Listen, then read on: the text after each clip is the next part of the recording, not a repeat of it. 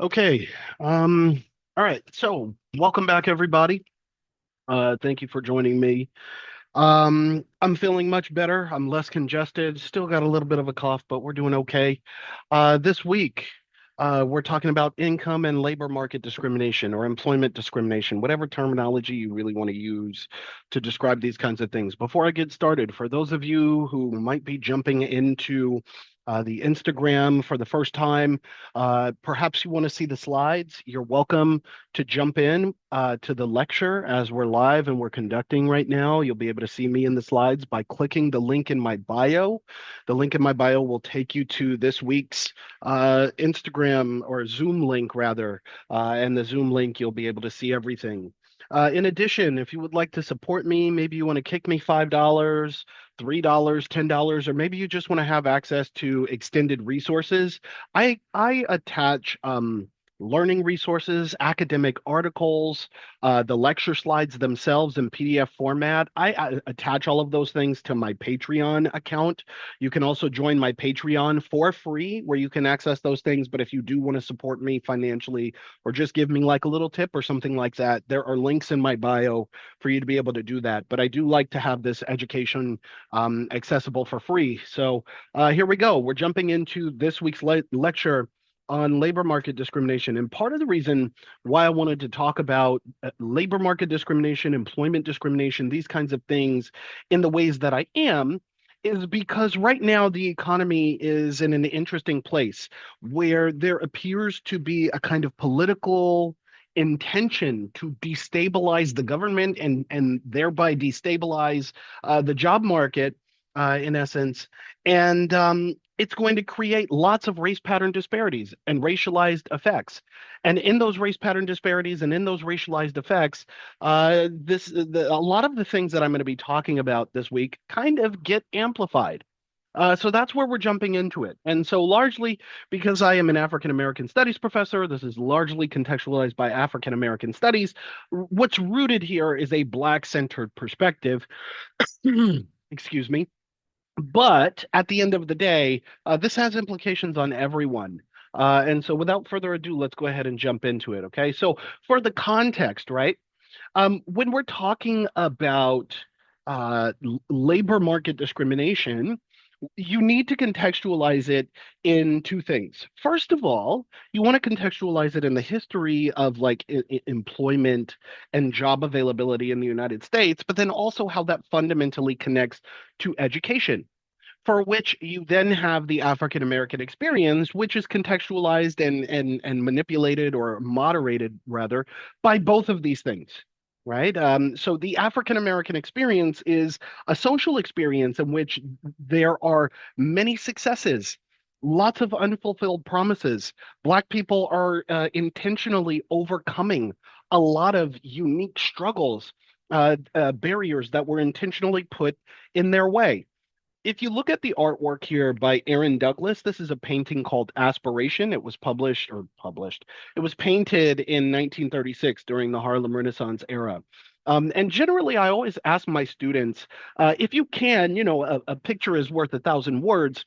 Could you put into words what notions or emotions are evoked for you in this art? And they usually say things like, well, looking at it, we can see arms on the bottom there. Maybe those are like slave chains. Then we have like a foundation, and these Black people are standing on that foundation, but they're pointing to a metropolis. And so art is obviously subjective, and the interpretation here could vary from person to person. My own personal takeaway from this particular painting, as with lots of Aaron Douglas paintings, is that this is about this notion that perhaps African Americans have come from a legacy of enslavement. And those, our ancestors have kind of paved the foundation that we stand on, in which we have access to knowledge, to skills, and we can employ those things in the construction of a better tomorrow. And I think that aptly contextualizes, first of all, just employment engagement or engagement in the job market, how we're leveraging education, not just to improve our own lives, obviously, but the lives of those around us. right? We were brought here, or our ancestors were brought here to do the least desirable work, intentionally denied access to education and then advanced education. And somehow we overcame many of those barriers, and yet still suffered disproportionately from lots of disadvantages. Many of these things I talk about in lectures that you can find on my YouTube page. Right.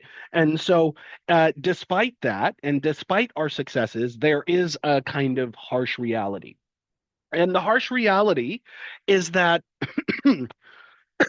excuse me, when we're looking at, let's say, the Bureau of Labor Statistics data on employment rates, we see an interesting pattern, right? First of all, I've already characterized this before in the weeks prior. Perhaps you're looking at this lecture for the first time, perhaps not, I'm not sure, but this would be described as a race patterned disparity. A race pattern disparity is usually a statistical pattern in which, if we are looking at a particular phenomenon based on racial classification, we usually observe a phenomenon where racial disparities, or the distribution according to race, is unequal. Okay. And what I'm showing you here are unemployment rates patterned by race using the US Bureau of Labor Statistics. And what you can see here, first of all, is blue. The blue color represents Black or African American people. The red color represents white people.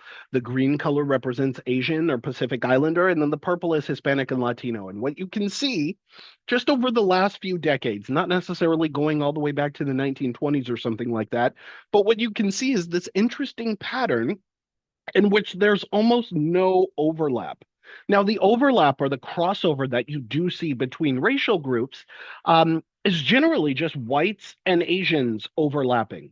And yet, outside of that very minimal crossover, for Blacks, Hispanics, there's almost no overlap, where Black people are on top, Hispanic people are second to Black people, and then whites and Asians are kind of crossing over here. So, what we're seeing is that at all points in time, African Americans have the highest unemployment rates compared to any other racial group in the United States, going back to at least, let's say, 1972-ish.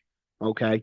And so, how could we explain this phenomenon? Now, there's different explanations for this theoretical outcome. There's some people that like to say, oh, Black people are lazy and they don't like to work, and oh, they don't blah, blah, blah. Well, I just showed you an interesting painting inspired by Aaron Douglas, a Black Harlem Renaissance painter from the 1930s, whose emotions were evoked to paint a unique image where Black people are leveraging the tools that they have access to in order to contribute to the cultivation of a better tomorrow. And all throughout the decades of the timeline of the United States history, you have Black people that are intentionally devoting their lives, their skills, their whatever they have to offer towards the construction of a better tomorrow. So I want to challenge this notion that maybe Black people aren't as lazy as we would like to think they are. But maybe I'm talking out of the side of my asshole, right? Maybe I'm just making shit up and I'm just kind of pulling it out of a rabbit's hat here. And some people genuinely feel that way. And as we go through this lecture, for the duration of this lecture, I'm essentially going to be spelling out to you why I'm right and the people who like to default to this notion of laziness are wrong. Generally, people kind of concoct like a straw man in their minds. And that straw man is usually the image of a kind of modern day Black caricature that really nobody kind of fits into. But they characterize this as being like representative of all Black people. And the caricature that they have in their mind is one who is lazy, who is dim-witted, who is stupid, who's not dedicated to success in any meaningful sense, and is more or less like a deadbeat or defeated. And this is how you have some people who treat Black people in this regard, right? You've seen on my wait, I have two chat comments really quick. Deeply appreciate your work. It's been okay. I'm sorry. I was hoping these weren't comments that said anything to the effect of "you're muted, we can't hear you." Thank God. Okay, so getting back to the lecture, I will come back to your comments during during the Q&A. Apologies for deviating. You have lots of people, right? And you've seen on my reels where I've shown this tweet of Mike Davis where he says we should only help people who can't help themselves. It's outrageous. 40 million people get food stamps. Get off your fat ghetto asses. Get a job. Stop reproducing. Change your shitty culture. Stop giving food stamps to immigrants. We don't want you here. If you won't work, blah blah blah. Right? And this is the sort of tone that is being set by an American lawyer during an unprecedented time in which SNAP benefits we were anticipating SNAP benefits to get cut off, which eventually the Trump administration is trying to make sure that that's going to happen, right? So you do have lots of people in modern day American discourse that default to this notion that if people need help through some kind of social welfare or government assistance or something like that, that they're like lazy, and they're so lazy, in fact, that they're just like not willing to work. And then those notions of laziness intersect with notions of blackness, which in their mind is this straw man caricature of like a Jim Crow Sambo. And then based on that Jim Crow Sambo, that now characterizes all black people. Well, this couldn't be further from the truth. This is, in fact, fundamentally disconnected from reality. And allow me to expand on that. You'll have to forgive some of my subtitles here. I obviously I heavily borrow from my in-class lectures. That's what this is here. We talk about this in a slightly different context. So just for the sake of simplicity, feel free to ignore where it says causes of the educational gap. But education is in fact a fundamental connection to notions of economic and employment related success. And first of all, I want to talk about it in the context of social pressure. Is you have lots of African American families and people of color that are historically marginalized. And because they're historically marginalized, they're often living in the context of like low socioeconomic status. So what you see here, low SES, for example, means low socioeconomic status. Right. And so operating in the norm of low socioeconomic status does not often mean sitting around waiting for government assistance and bureaucracy to kick a check or money to just show up in a bank account, but it often means that there are people engaged in high levels of work for low levels and rates of pay. And so then that becomes normalized, where you have people who are engaged in high level or like high manual labor for low wages and have to juggle multiple jobs. And then juggling those multiple jobs then becomes the norm. And it becomes the norm as they're raising their families, just like other more financially stable and well off people are. They're raising their families. And eventually, as those adults get older, as those moms and dads get older, some of the pressure falls onto their children to contribute to the success of the family before even sometimes before they graduate high school, sometimes it's after, right? And I want to distinguish between this notion of like you're in high school, you're 16 years old, it's time for you to get a job and learn how to save money, learn how to invest it, and buy your own stuff. It's a little bit distinct from that because to one extent, I'm not necessarily against teenagers having a job and learning notions of responsibility, but it's one thing when they're earning their own money and learning how to save it and learning how to what they can do with the money they've earned and planning for the future and budgeting and things like that. And it's another thing entirely when the purpose of their work is specifically to contribute to the cost of bills, whether that's the utility bills, the phone bills, or something like that. That means that there's a higher level of pressure on those young people who are learning that work is what sustains survival, because in essence they're motivated by the pressure and need to survive, especially to fill in for where their parents might not necessarily be able to. Right. And so what ends up happening in the context of many African Americans is that most African Americans often end up in positions where they're working multiple jobs, right, just to meet their ends with relatively no money to be able to save.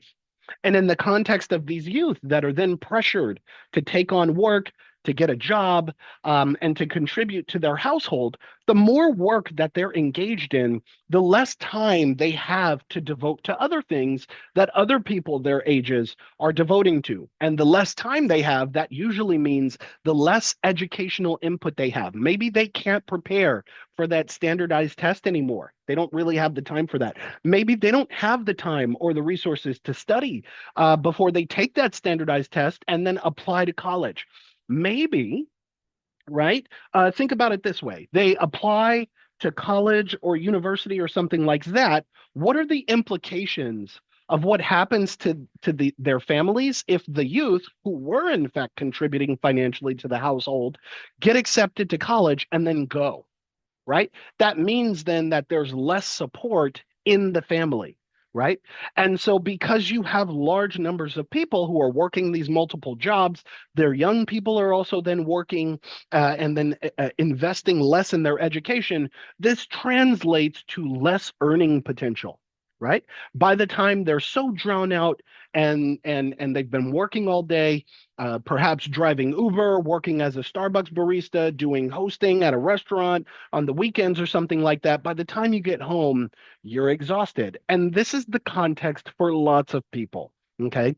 And lots of people who are, in fact, working multiple low wage jobs while also needing government assistance to fill in where they can't meet their ends.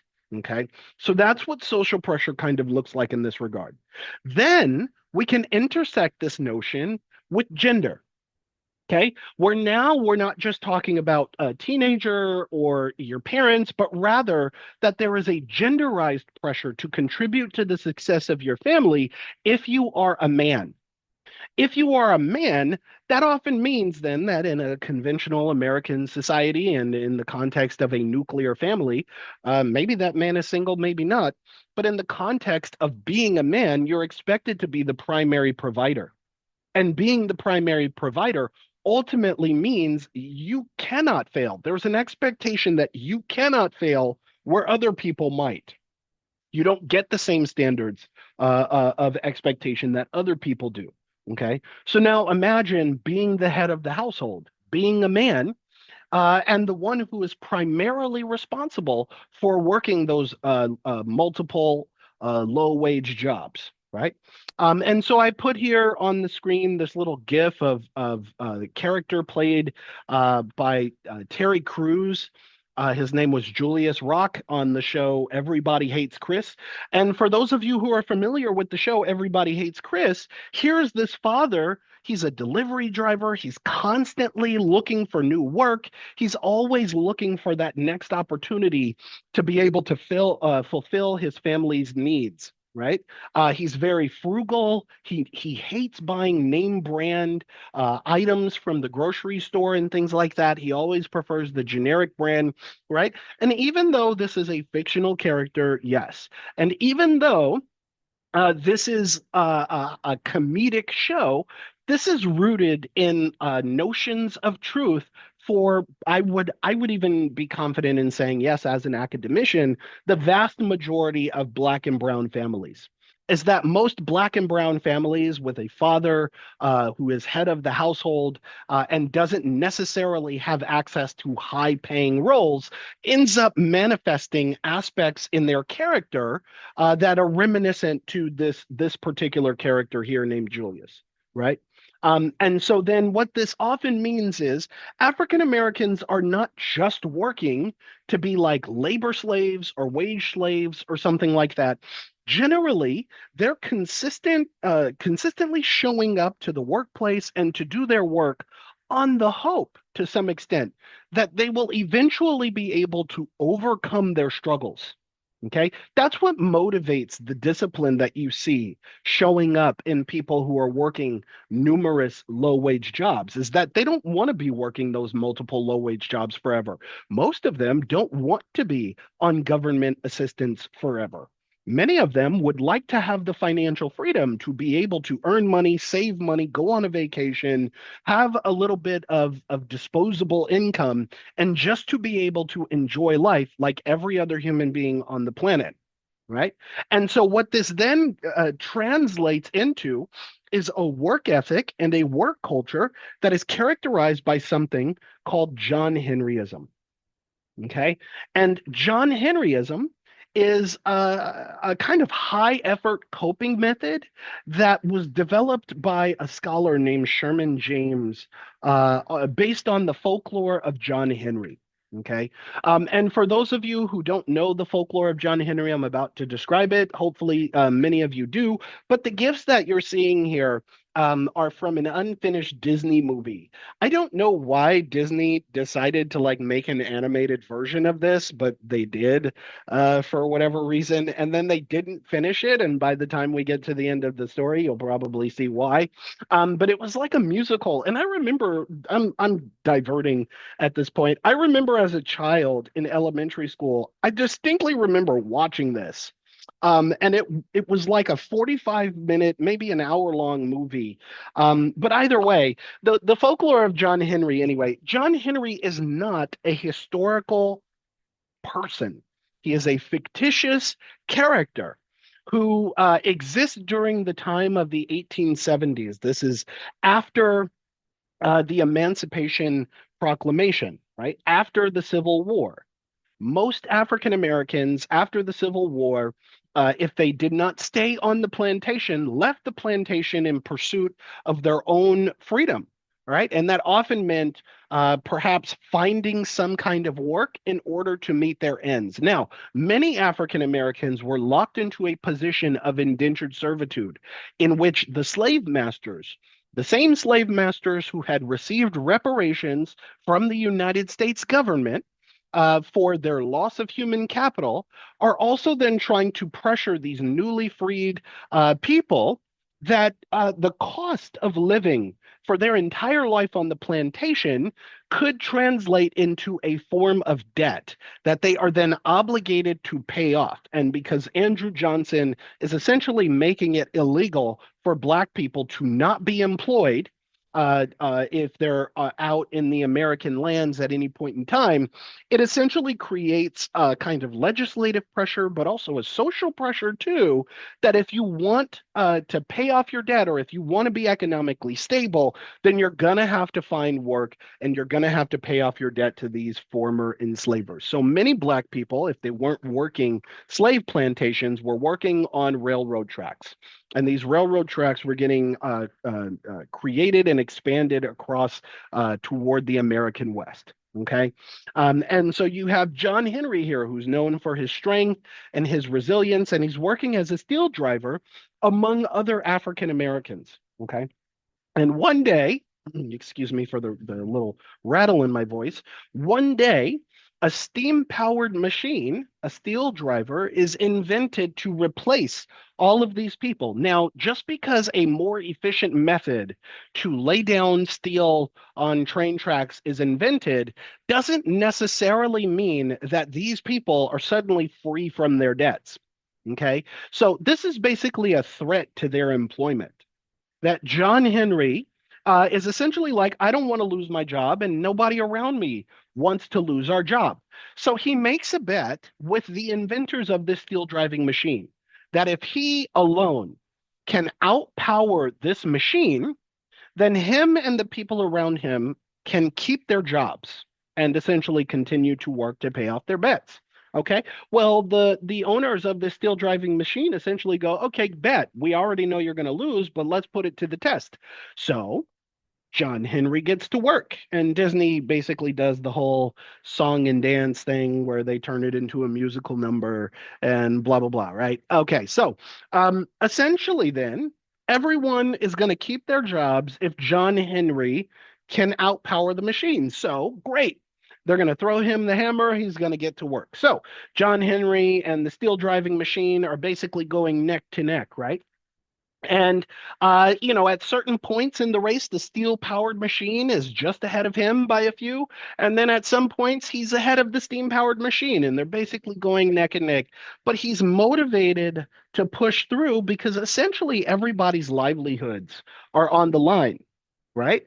If he loses this race, then it's not just him, but everybody else who's going to suffer the consequences. Okay. And so to some extent, you can start to see how this story connects to real world circumstances for lots of historically marginalized groups. The same historically marginalized groups who, I guess, for some reason, conservatives and white people like to simultaneously characterize as being lazy. The same lazy people who are the descendants of those who were waking up before the sunrise and working all the way through sunset, only to have less than 8 hours to themselves before getting up the very next day and never having weekends or holidays off. Right? Okay. So basically, this is what John Henry is up against. And so, as you can imagine, then he's working himself to exhaustion, right? Just to beat this machine. Because in essence, his victory here is not just about his job.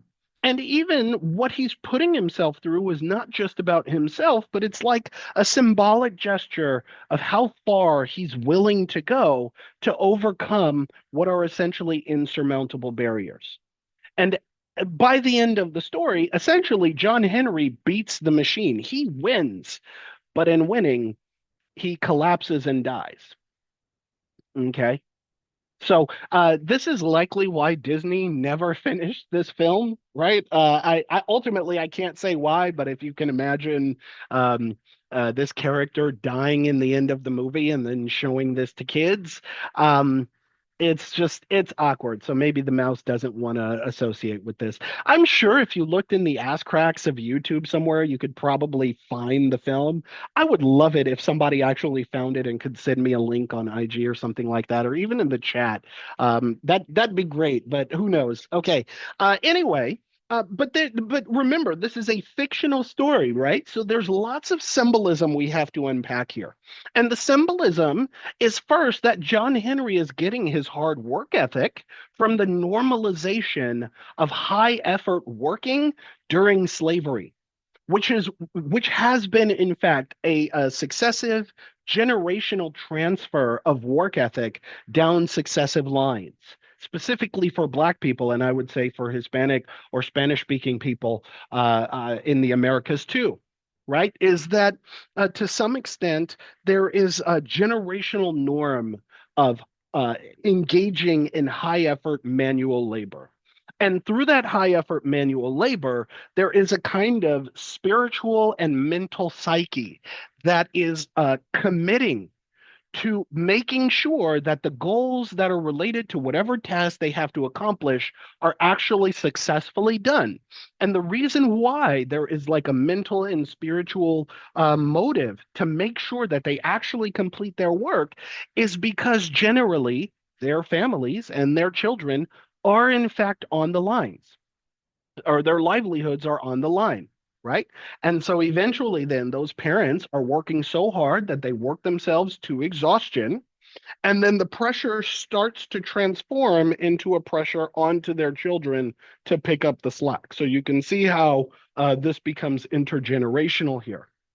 But there are some other consequences too, is that if this is in fact a norm for most African Americans, we're going to see that. We're going to see it in a scientifically meaningful sense, in a measurable sense.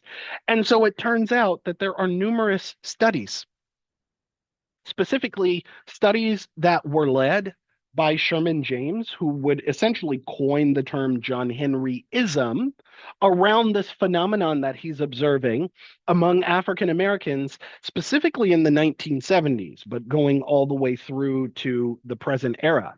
Is that what Sherman James was noticing in the 1970s was this phenomenon of Black people who were operating under this normalized notion of like work, work, work, hustle, hustle, hustle, grind, grind, grind, or the hustle and grind culture. And some of them are like bragging about only getting like 4 hours of sleep. Many of them are like taking pride in the fact that like they don't really have the time or the freedom to do anything other than work, and they're working so hard that he's starting to suspect that this high effort coping method in order to meet their ends and never be able to save money, never be able to do anything of substance other than work some more, is going to translate into poor health outcomes. Okay. So he starts developing what he calls the John Henryism scale that would essentially be validated for the first time by 1994. And the John Henryism scale is trying to measure a person's work ethic through high effort coping, right? So you're talking about people whose lifelong context is low socioeconomic status, and that if they want to be able to eat, if they want to be able to feed their families, if they care about just being stable, that they're kind of forced to engage in this high effort coping. Okay, and so he's hypothesizing, excuse me, that like expending these high levels of effort is going to result in accumulated physical and psychological costs. And if you can essentially measure John Henryism in the concept of a survey, if you can identify several features about your work ethic and say on a scale of 1 to 5 whether you agree or disagree with the following statements about yourself, then you could have a way to measure their high effort coping, and then perhaps connected to blood pressure, connected to their reports of anxiety and depression and other things.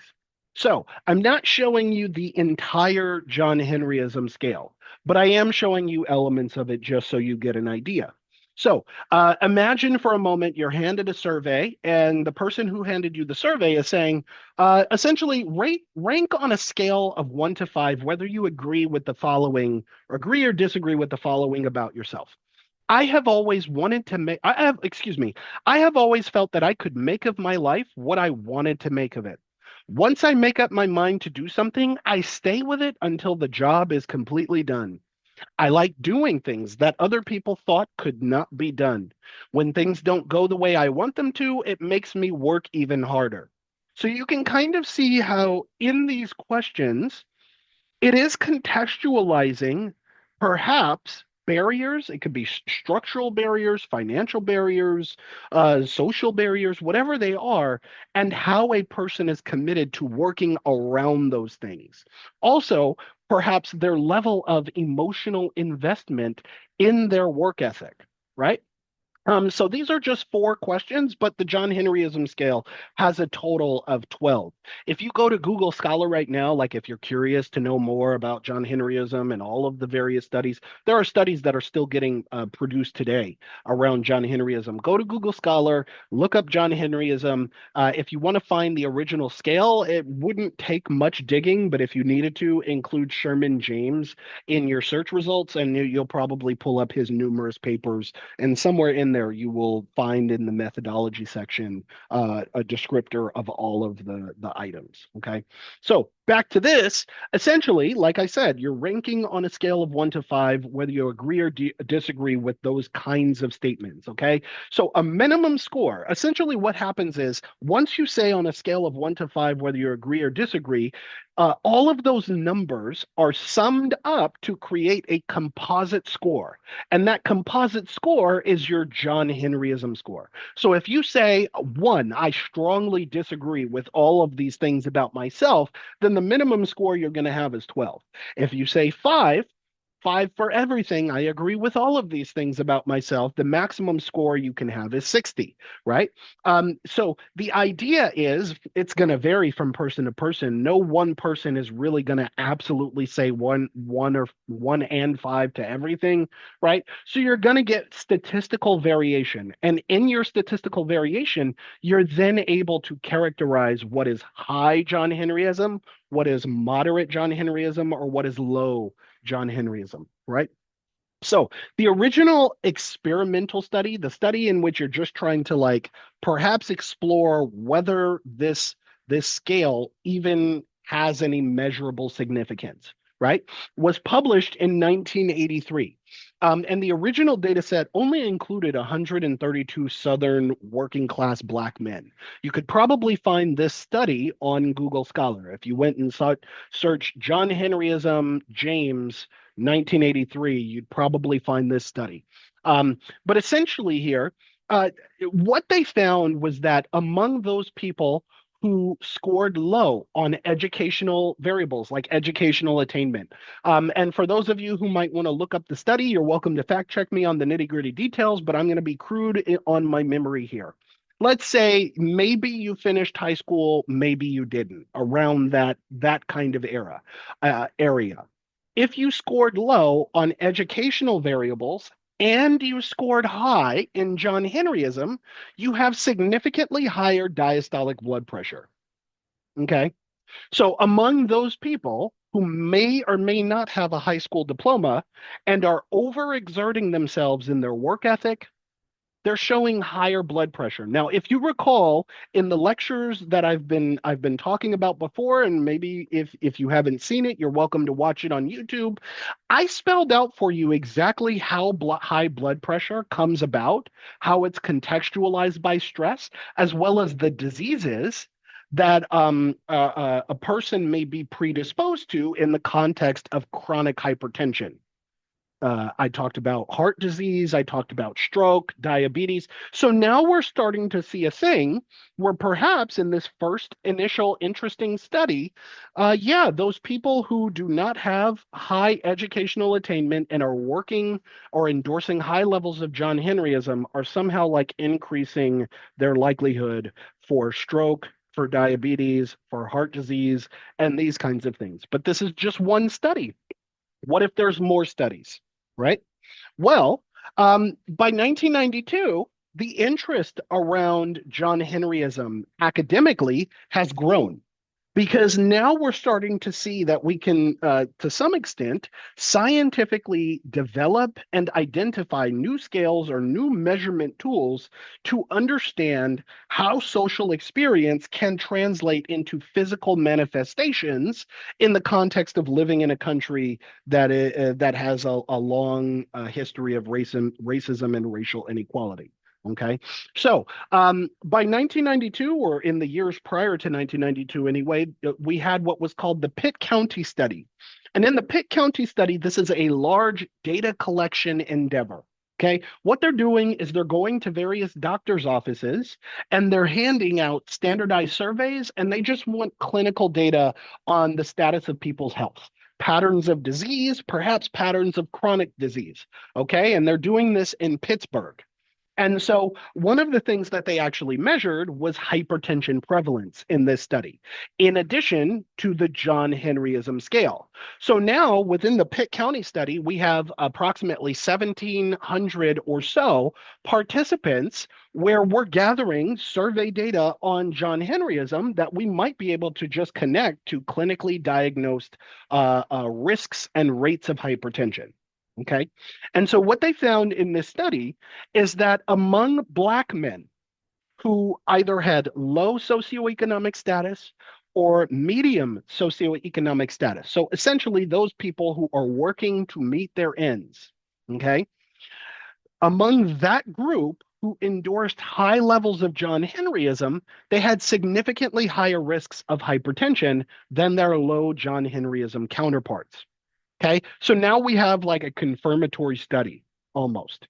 What they also found was that among high socioeconomic status Black men, we're talking about those Black men who have financial stability and standing, those Black men who maybe they're business owners, maybe they have high levels of education and they have some form of stable employment.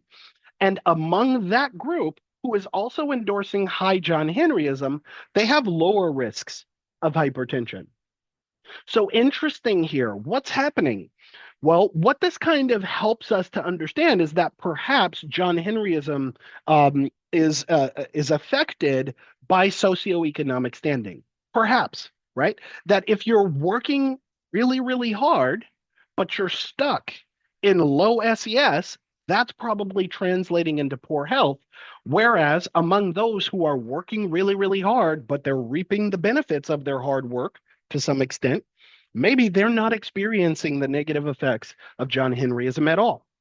And so what's interesting is that this should actually be updated. because, of course, um, uh, confirmatory findings are persisting through the present moment, not just 2012. And like I said, if you're interested in understanding or examining more of these confirmatory studies, go to Google Scholar and then look up John Henryism, and then sort. You can filter by date, by year, all kinds of things, and you will see lots of studies populate around this phenomenon.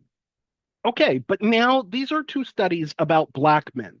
Okay, what about non-Black people, for example? Okay, so in an expansive study, Haritatos et al., which you can also look up on Google Scholar, now they're interested in observing John Henryism among Asian immigrants, self-identified Chinese and Indian immigrants. Because again, you have people who come to America, they endorse this notion that, like, if you engage in hard work, if you work hard enough, you will eventually overcome your struggles. And in overcoming your struggles, you should be just fine and you can make it. You can kind of pick yourself up by your bootstraps. Okay, so what do we observe among Asian immigrants that are endorsing John Henryism to whatever effect? Well, in this study, they gathered 318 self identified Chinese and Indian immigrants, more or less comparable in age to the original study population. And the inclusion criteria was these individuals had to live in the US for at least 10 years. So we're not talking about people who just got off a plane and are now endorsing John Henryism, and they haven't really had a contextually appropriate United States experience, right? So these people have been here for about 10 years. And so what they're measuring in this study is self-reported health, which is a generally reliable metric of the quality of people's health, and then perceived stress in relation to John Henryism. And what's interesting is that they note that for all groups, regardless of if they're low socioeconomic status, medium socioeconomic status, or high socioeconomic status, John Henryism appears to be health positive. That is to say that John Henryism and the John Henryism they're endorsing, whether they're poor all the way through to those who are rich, appears to do a thing where the John Henryism is actually lowering their blood pressure and lowering their rates or likelihood for heart disease, stroke, diabetes, or chronic illness. So isn't that interesting? So what does this tell us? And I would invite you to go to see, perhaps there's meta-analyses around John Henryism now on Google Scholar. I'm not sure. But what does this tell us? This tells us perhaps that John Henryism is like race specific. It only appears to be unhealthy for low to medium socioeconomic status Black people, right? Perhaps, based on our understanding of this, maybe John Henryism as a coping method is not actually the problem, but then maybe it's John Henryism intersecting with racial barriers. We don't know. And perhaps modern studies have helped to elucidate this a little bit more. I'm synthesizing a few studies. I'm being selective because I'm giving a lecture about a specific topic, but I invite you to examine this on your own. But I ask this kind of rhetorical and philosophical question here is if Black people know, if we now know we have scientific evidence that shows that no matter how hard we work, if we're not really reaping the benefits of our success, should Black people simply bend over backwards and accept their circumstance? Should they give up? Should they relent? Right? Because in essence, then what we're learning is that if we engage in high effort coping, it's deleterious to our health. And who wants to? It's essentially like slamming your head in a brick wall, hoping that at some point that wall will collapse. Is that useful? Right. And I ask this question to my students all of the time because I'm really interested in their responses. And they usually always say no. No, you shouldn't give up just because you're met with insurmountable barriers and the cost to overcome it is generally your health and well-being. Well, what are you gonna do otherwise? The only way you're going to get to a position of success is if you continue to work hard, because the moment you give up, you erase your chances of even overcoming those struggles at all. And to an extent, I agree with them, but we're still faced with this conundrum in which low to medium SES Black people, specifically men in this context, but women too, are met with a unique risk in which the cost to overcome social and cultural barriers is just their health, right? And isn't that interesting? And so, what I want to point out to you here is a few things. It is the dearth or the broad body of this research should establish for you very clearly that no matter what context we're observing John Henryism in, Black people tend to endorse high levels of it. Okay. And that's been a regular phenomenon that has been regularly documented in academic research, not just, obviously in the context of slavery and moving forward through Aaron Douglas and the Harlem Renaissance. And now in the 1970s, you have Black researchers that are observing this phenomenon. And then you get the production of consistent academic articles and manuscripts, scientific peer reviewed manuscripts going all the way through 2025 in which there is a consistent evidence of Black people endorsing high levels of John Henryism, I want us to then eradicate this notion that Black people are lazy, that they don't work hard, that they just want to reap and mooch off of the government. They're just welfare moochers, and oh, we don't really want to do anything except wait for taxpayers to fund the 6 and 7 kids we want to sit around and have all day and do nothing but get a government check. That is a nonsensical idea rooted in a racist myth. Next week, I will be telling you exactly where that myth came from, but get this notion out of your head. It's a nonsensical one. Okay. So now that I've established for you that John Henryism, to an extent, is just kind of, first of all, it's a culture norm in America, and it's a norm among lots of hardworking people, whether they're low income or whether they're high income. It's also a norm for Black people.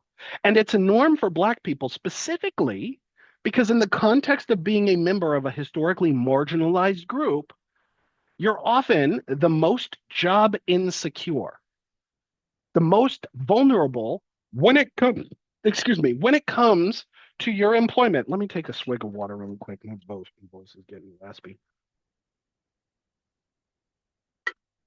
Okay.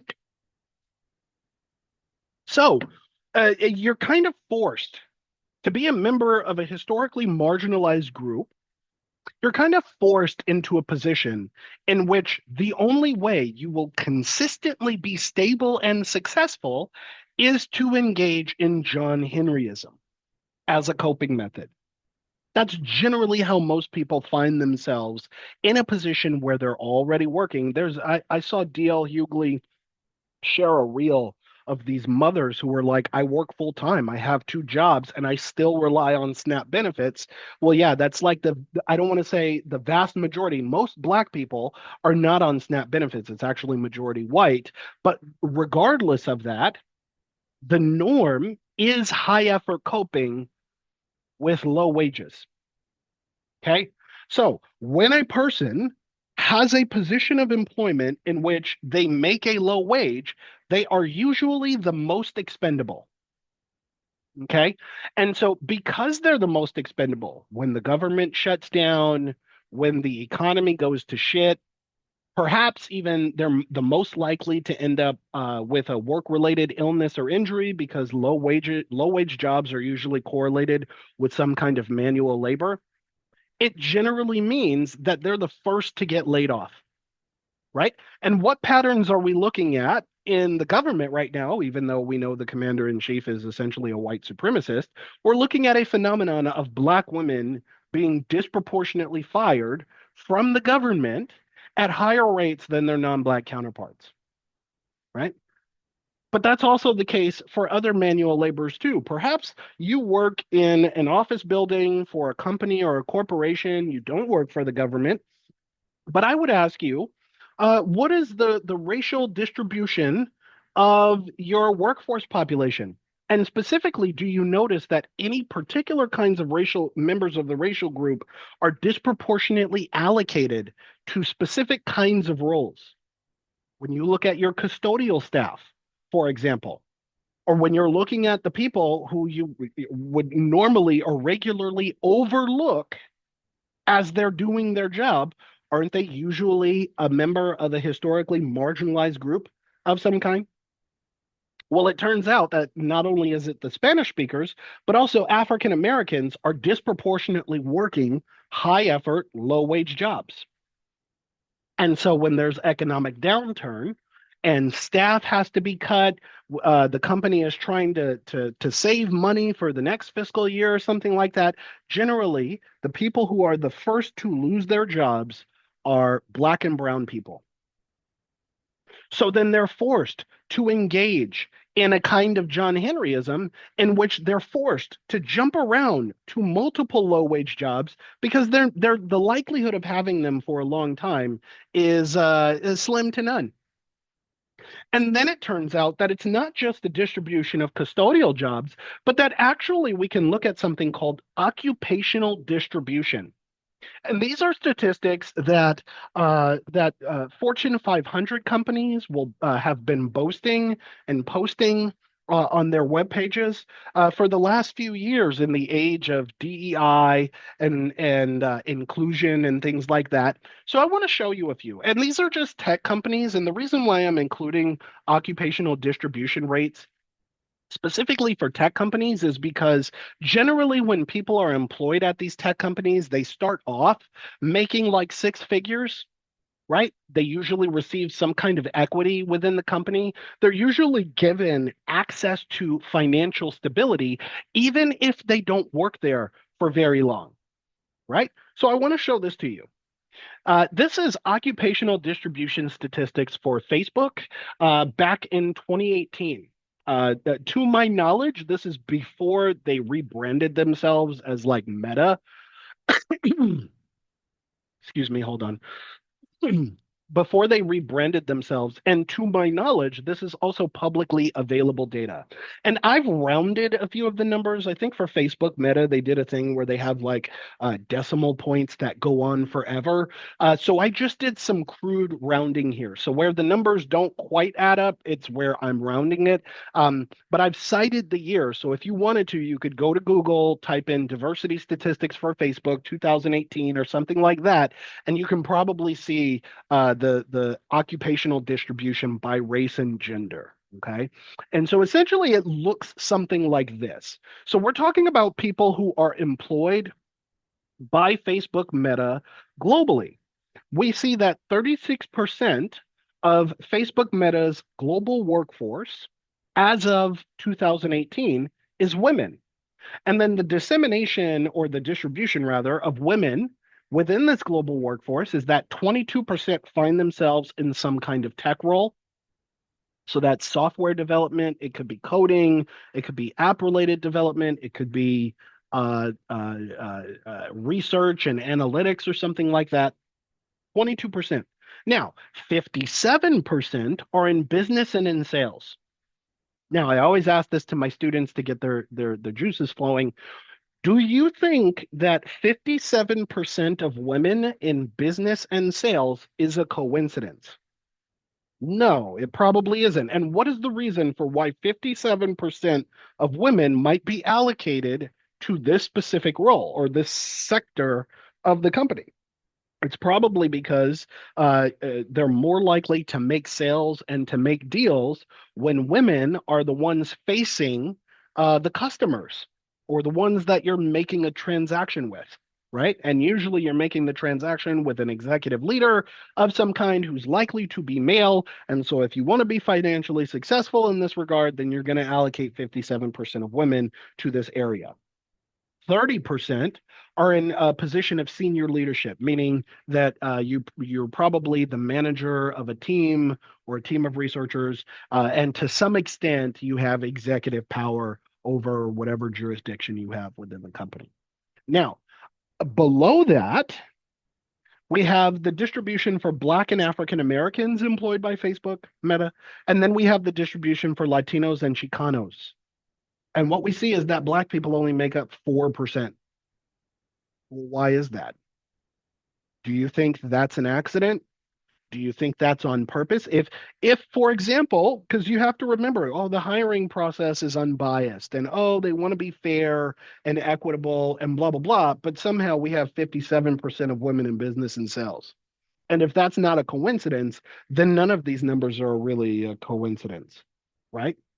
That in order to get hired at Facebook Meta, the likelihood for you to be hired to some extent, we might be able to we might characterize as 4%.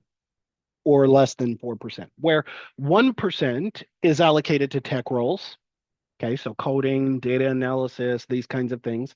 And then 2% ish in tech, in some kind of leadership role. Okay, then you have 5% or so, because I'm rounding, Latino and Chicano, also split between tech roles and leadership. And so, what I want to invite you to consider here, as you might be fact checking me by looking on Google or something like that, which you're welcome to do, whose numbers are not being shown here? Men, white people, Asian. Okay, so you're starting to see a trend, but that's just Facebook Meta, and that was just 2018. Let's look at Google. And you can look this up because Google still has it up. I know that for a fact. Google Corporate. Okay. Google Corporate shows 61.9% men in 2018, 53.1% are white, 36.3% are Asian, only 3.6% are Latino or Chicano, 2.5% are Black. Okay. Now, Google has been one of those forward facing companies for a while. They were leaning into their diversity statistics and they were saying, we got to get our numbers up. We want to diversify our workforce. And then you see this. Now, admittedly, I hate when any kind of table is shown in this way, where they're showing trends and then they only have different degrees of the same color. Okay, but what you're looking at here, you can follow it in kind of sequential order, is the distribution of whites, Asians, blacks, Latinos, and those who are multiracial into various roles on the corporate end of Google, going all the way back to 2014. And I think one of my students in class actually looked up the updated numbers and said nothing had really changed. So I don't necessarily feel guilty for keeping this one up here. But what you can see is I want you to identify the trends here. What trends do you see in the representation of these groups who are employed by Google from 2014 to 2018? What you'll notice is that while there is a steady decrease in whites who are employed here, there is only really a steady increase in Asian people, right? So those who are black, those who are brown, those who are multiracial of some kind are limited to remaining an extreme underrepresented minority. Okay, but that's just Google. Let's look at Amazon, which just got rid of its diversity and inclusion statistics, right? And what you see is that globally, 60% of males, right, are employed by Amazon corporate, 40% are female. And then of those who are managers, 74% are male and 26% are female. And then we look at the breakdown by race ethnicity here. And we see that in the US for race ethnicity, you have a distribution where 42% are white. Interesting here, 22% are black, 14% are Asian, 14% are Hispanic, and then 8% are other. Now, for a while, Amazon had been like patting itself on the back here. Oh, look at us. We're doing such a good job. We're distinguishing ourselves from our competitors. We're hiring significantly more underrepresented groups than our competitors. We're forward thinking. We're leaning into this. And then you start to look at the breakdown for race ethnicity for managerial roles. And it looks something like the normal traditional racial hierarchy in the United States. 63% of white people have some position of power over others, 21% of Asians, and only 6% are black, 5% are Hispanic, 4% are other. So, how is it? I always ask my students this question: how is it that Amazon is patting itself on the back for hiring 22% black people in Amazon corporate, 14% Hispanic, yet only 6% and 5% are managers? Well, what does that mean? What does that imply? What are the roles of these people if they aren't a leader of some kind? Well, they're the ones that are packing the boxes. They're the ones that are delivering the boxes. The ones that essentially, according to Amazon's notorious reputation, are being exploited and abused, right? Okay, so now we're starting to see a thing where I want to put that rhetorical question back onto you of how is it that we can observe occupational distribution by race. And we can clearly see that, like, despite the fact that there is a norm of black and brown people engaging in John Henryism, they're not getting access to the jobs and opportunities that reinforce financial stability and well being. Well, it turns out that what's producing these outcomes is racism. What's producing these outcomes is the same kind of racism that produces this outcome. Somehow, each of these companies, and I'm just using Amazon and Google and Facebook as a sample, but in each of these companies, and even for nationwide statistics in unemployment rates, we are seeing a consistent pattern. And what that consistent pattern is a racial hierarchy where the least vulnerable, when we look at it, when we look at this racial hierarchy in terms of vulnerability, the least vulnerable happen to be white and Asian, and the most vulnerable are blacks and Hispanics. And I would invite you because I've cut this out, so I included an expanded set of slides on my Patreon. If you want to look at some of the contributing factors that I break down here, I've cut this out of this lecture specifically for the sake of convenience, but I wanted to give you those resources. So if you go to my Patreon and you look up the resources for this particular lecture, look at the slides. Okay. And what I want you to see is that if we are consistently observing the production of a racial hierarchy that is reflective of the traditional values of the country that it is in, that it is not a coincidence that that outcome is being repeatedly produced. It's rooted in culture norms, it's rooted in racial selection, it's rooted in racial discrimination, and where we would like to think that the hiring process is fair and unbiased and ambiguous and neutral, it turns out that actually, if a company can allocate 57% of women to the sector that is most convenient for those women to be in, then chances are where they have 4%, 3%, 2% black people, etc., that is not actually a matter of we can't find the qualified candidates. No, you absolutely can. And that in the breakdown that you'll see, I talk about what those specific mechanisms are. And among those specific mechanisms, it should become very clear that there are a list of criteria. Does this Black person conform to the work culture? Are they a culture fit?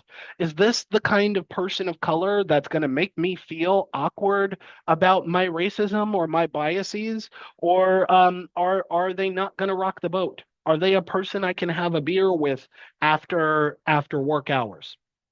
Right? It becomes a thing where you start realizing that the selection criteria that produces these kinds of outcomes is being filtered through the same kind of racism that has coincidentally maintained social and cultural consistency through time. You don't accidentally produce the same cultural outcomes that we've consistently observed through time and just pretend, well, we don't know what we're doing. We don't know how we're doing this. They absolutely know how they're doing it, and they're doing it on purpose. And how do I know that they're doing it on purpose? Well, if you look at the current presidential administration and the intention behind their actions that are producing inequitable outcomes across the nation in multiple ways, you can then understand that it is intentional. It's not accidental. The accidental is just a form of plausible deniability. And I'll leave it there, okay, for the time being. I want to open up um, open up for a broader discussion in the Q&A here.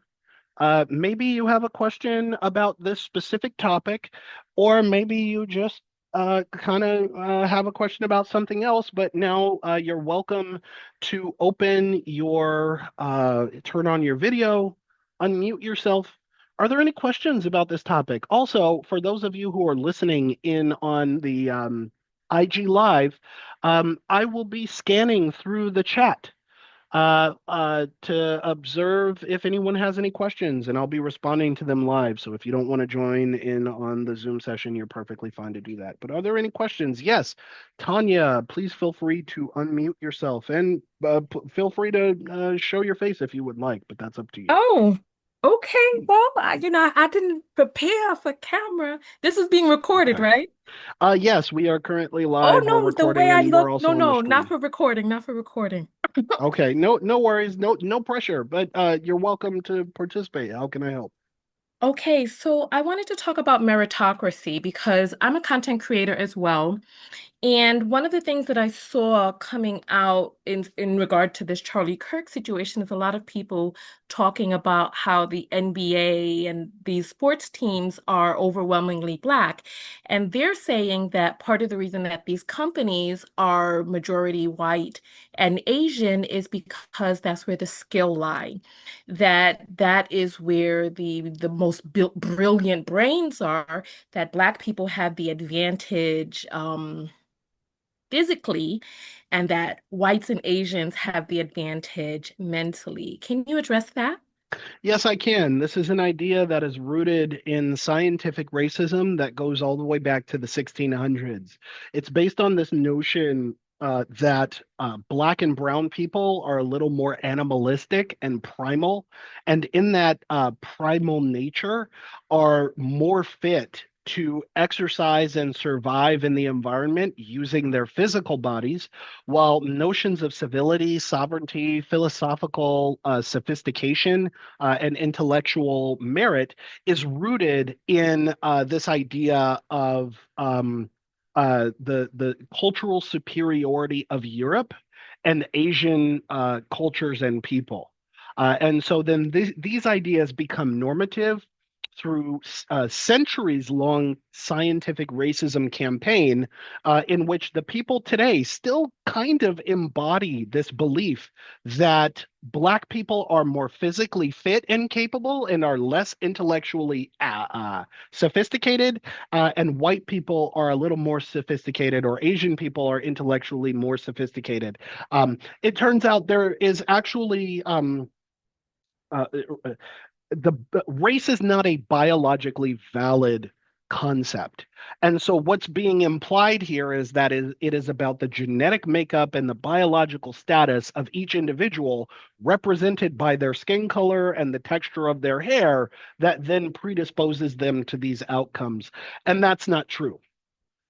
It's really that simple. The reason why the NBA and the NFL disproportionately higher Black people is one rooted in the belief that Black people are physically superior while intellectually dim-witted, but it's also on this notion that if you want to create an industry around people utilizing their bodies, selling their bodies for labor and for entertainment or entertainment purposes, and perhaps engaging in the culture norm of trading those bodies via a draft of some kind, then what happens over time is that these industries evolve towards race normativity, which then looks like a mimic of the culture of slavery in the centuries past. Yes. Okay, I have a follow-up on that because I feel like what you're talking about, so two different things. So yes, I'm familiar with, the phrenology and all of the craziness that came out.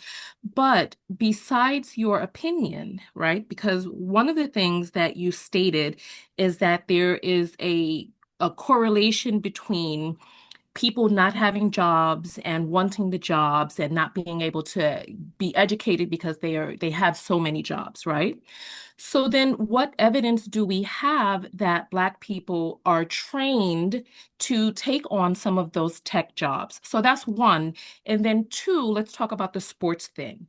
Um, I know from some of the things that I've read and seen that you remember the Olympics in the I believe it was 1930 or something like that, 1930s or 40s, before Black people were able to like really compete. And Hitler thought that white people, the quote unquote master race, were going to do very well, and they got smoked.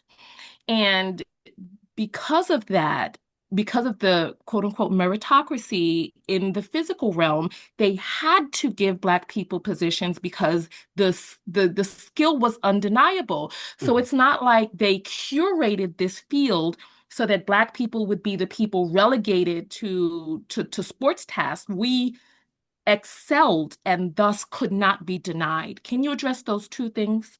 Yes, I can. So the first thing is that education, because of the history of educational discrimination, there is in fact going to be a translation into a disproportionate number of Black people that might not actually be qualified for jobs that require an educational degree or something like that.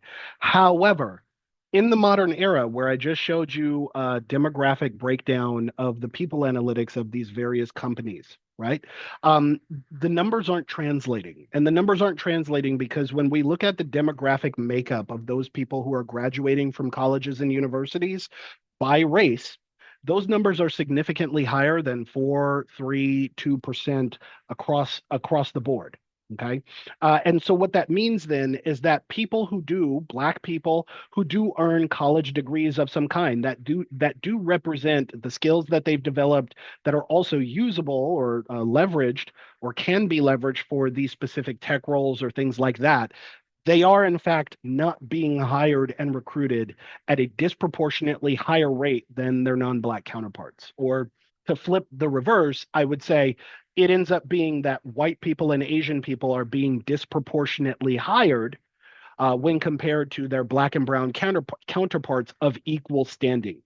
That you can, in fact, have people of color who are perfectly qualified for roles and not only not be hired for them, but let's say somehow by the stroke of luck, they end up getting hired at these companies, are less likely to be promoted. And if you're interested in understanding how this actually looks in reality, I included an article on my Patreon because I include extended reading. There's a paper. It's called Mung et al. It's about employment discrimination among African American men. Mung is spelled Mong. And for those of you who probably maybe you don't want to go to my Patreon, feel free to go to Google Scholar, type in Mung employment discrimination among African American men. And this paper will spell out for you the pathways, the pathology of pursuing an education, earning that education, developing the skills that are needed to earn positions of financial standing and economic standing in society, and simply not earning them. What can essentially be boiled down to because you're Black or because you're brown.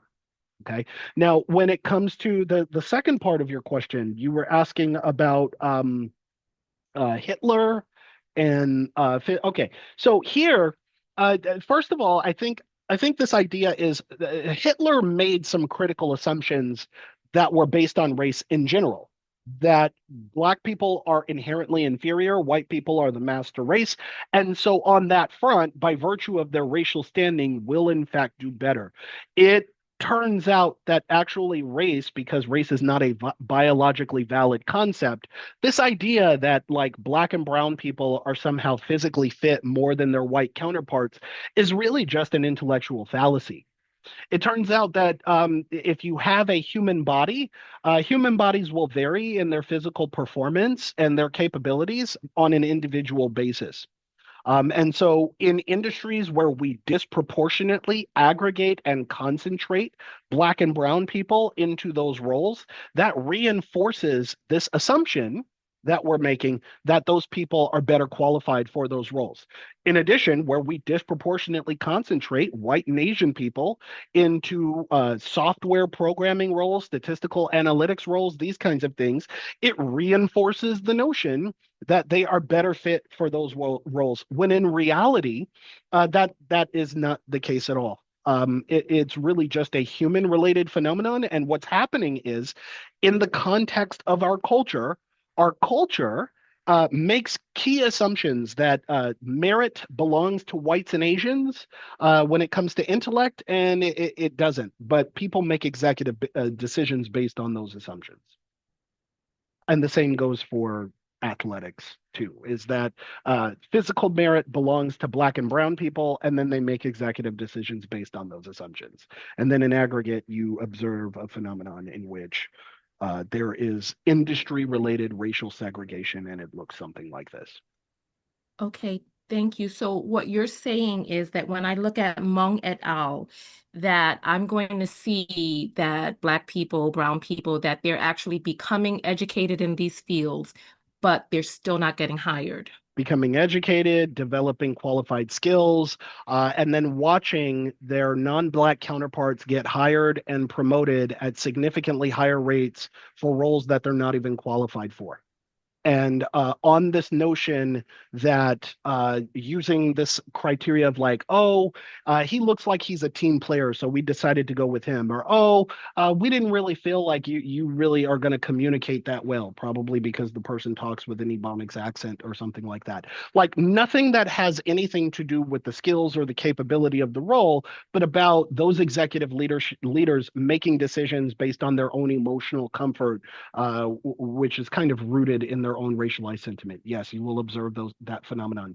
Meng et al. Also uses investigative data sets by the thousands. I want to say they examined um, something like 10,000 incidents.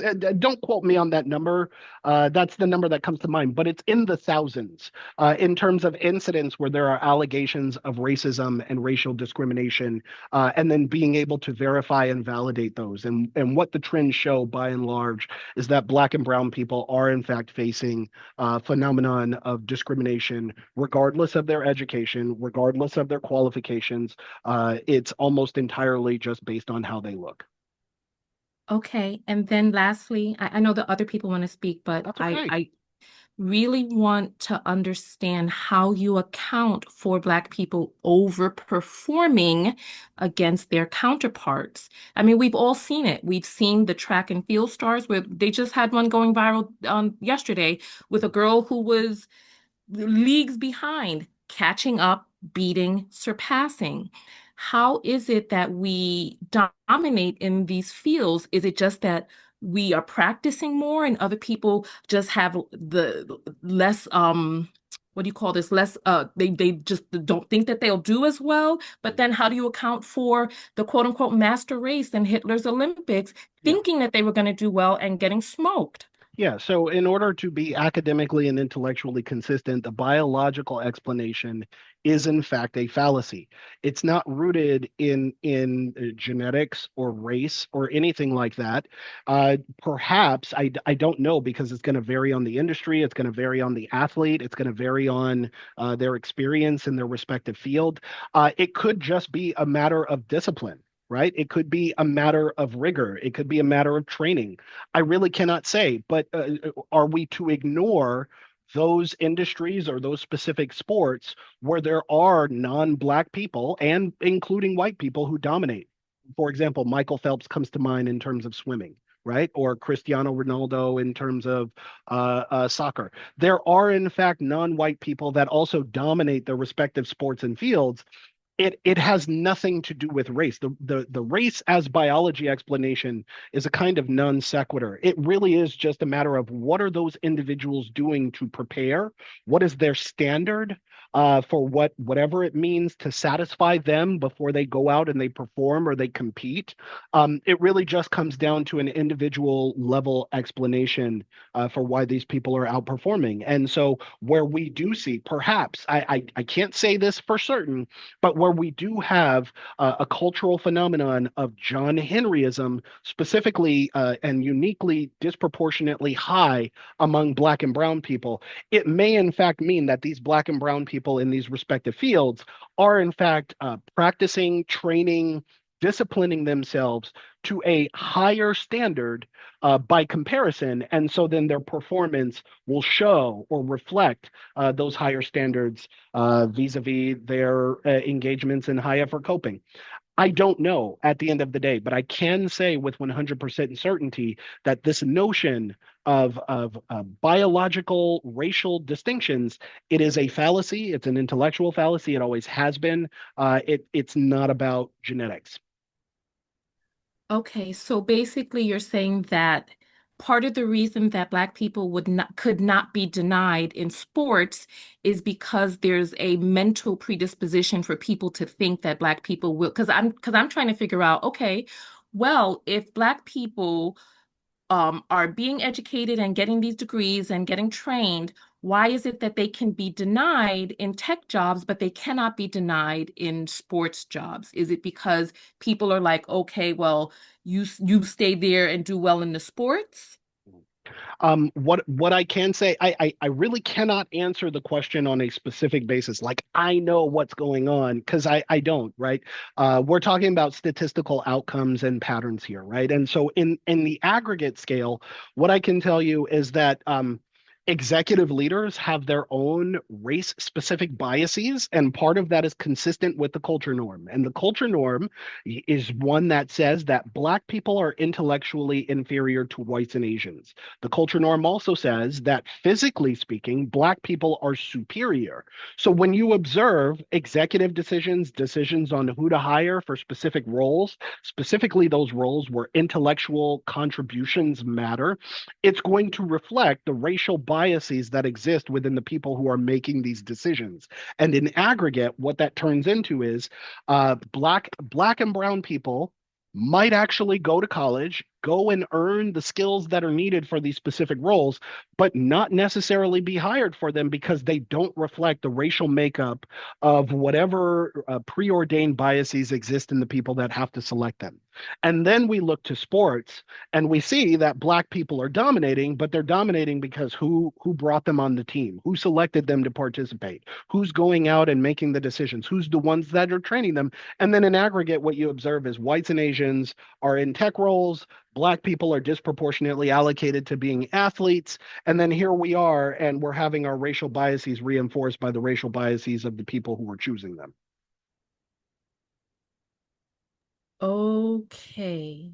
All right, thank you. So basically, you're saying that instead of looking for the right person for the job, they're looking for the person who fits the bill for who they think could do that job, whether it's in sports, tech, or whatever. Yes. And I would Okay. tell you that even though they espouse this notion of like, oh, it's about meritocracy, it actually isn't. Go read the Mung paper. I'm telling you, there are people, regardless of what they look like, that put forward high effort, hard work.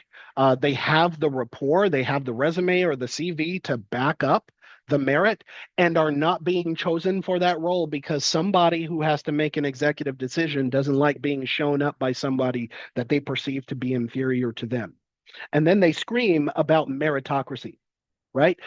This entire presidential administration has been firing qualified military leaders in favor of news anchors and people who will lick the boot. And most of the military leaders, I'm not saying most of them, but qualified military leadership might also look like Black people telling the president that he's wrong and that his choice to do X, Y, and Z is actually a stupid one. And here's why. And the president is not making the decision based on a tactical decision, not based on intellectual merit, but because somebody challenged his authority. And the person who challenged his authority is somebody who he perceives to be inferior than him. It might be a Black person. So that person's fired. And then we're observing race pattern phenomenons of in the federal government, Black people are being disproportionately fired at higher rates than their non-white counterparts, right? It's a thing where I'm telling you, regardless of race, people do in fact have the qualified skills and are not earning these opportunities, are being disproportionately turned away from these opportunities, almost based entirely on how they look. And then the reason is attributed to something else just for legal reasons. Okay, so lastly, for real Mhm. this time, lastly. Okay. So you're saying that in in your rationale that there are white people who would dominate in sports who are not getting those positions because people just would not hire them? Potentially, yes. Oh, that's And interesting. I wouldn't even say white people dominate because what does that mean to dominate? Rather, It's more like there is, in fact, a default to these kinds of roles are disproportionately allocated to Black people because Black people are better physically fit. And then you're disproportionately selecting Black people at higher rates for, like, I don't know, the NBA, the NFL, for all. Yes. Yes, I am telling you that the selection and the distribution of all of these things where we see racial concentrations of groups in specific areas is reflective of a racial sentiment, internalized racism, and it actually has nothing to do with biology. I hear you. I think it's implausible to think that the people who want to feel and purport that they're superior would ever allow for any industry where they were seen as inferior. Mhm. I don't know. Correct. I just don't know how they would pass up a brilliant white track star for a black one simply because the black one is black.